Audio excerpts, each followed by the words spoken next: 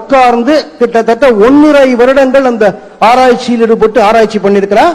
தம்பி, திருக்குறள்ல தலைப்புகள் நீங்களாக மொத்தம் எத்தனை எழுத்துக்கள் பயன்படுத்தப்பட்டிருக்கிறது? 40,900 எழுத்துக்கள்.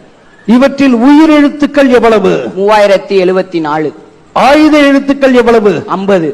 மெய் எழுத்துக்கள் எவ்வளவு? 12,729. ஆக மொத்தம் அது எவ்வளவு? 15,728. இவைகள் போக மீதம் உள்ள உயிர்மை எழுத்துக்கள் எவ்வளவு? 25,047. அப்ப மொத்தம் எவ்வளவு வருது? 40,900.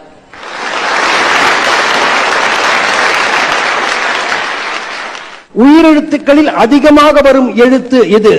802 முறை வந்துள்ளது. 802 முறை, ரைட். உயிரெழுத்துக்களில் குறைவாக வரும் எழுத்து எது? 16 முறை வந்துள்ளது. திருக்குறளில் பயன்படுத்தப்படாத எழுத்து எது? ஔ. வள்ளுவர் பயன்படுத்தலையா? அதுக்கு பதிலாக ஆ யு என்றுதான் பயன்படுத்த